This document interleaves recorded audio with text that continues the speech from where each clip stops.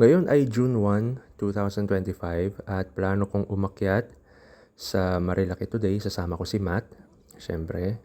At alas 5 na dito sa oras na ito. Plano kong habulin ng sunrise na rin. At para makapag-unwind na rin at makapag-relax. So ngayon gagamitin ko naman itong SEC Moto Supply mesh jacket. Actually, sobrang ganda na itong jacket na to. Pwede talaga siya sa initan. At kung maabutan ka man ng ulan, pwede rin itong gamitin. Mag-iwan ako ng review dito sa susunod. Sobrang ganda na ito. Worth it itong kuha ko dito sa jacket na to. At ngayon gagamit din ako ng boots dahil kakaulan lang kahapon. No?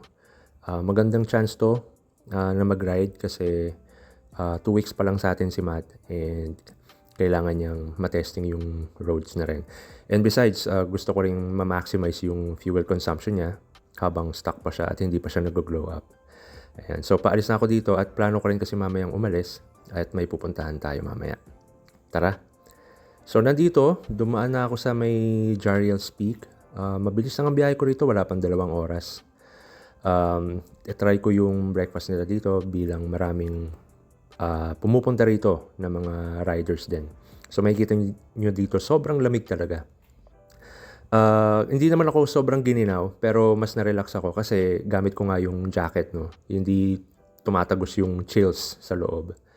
Ayun siya. Kumain lang ako dito ng mabilis, tapos bumaba na rin ako dito para pumunta ng Imprint Customs. Yan, dito yan sa may Antipolo, along Marcos Highway, malapit sa SM Cherry. So makikita nyo dito, bukod sa store nila, meron din silang cafe.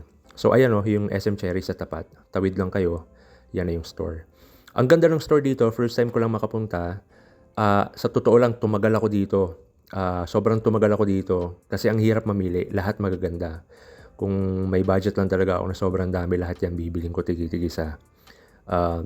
At sobrang bait ng staff talaga. So ayun, after ko mamili, gusto ko naman itry yung kape nila dito. Nag-enjoy din ako kasi cozy yung lugar, tahimik. Kung ano yung sound trip pala sa store nila, ito rin yung sound trip sa cafe nila. So ayun, nagpahinga na rin ako ng konti rito. Bandang tanghali na to eh. Quick coffee muna and then ayun, sa susunod, sama kayo ulit sa akin.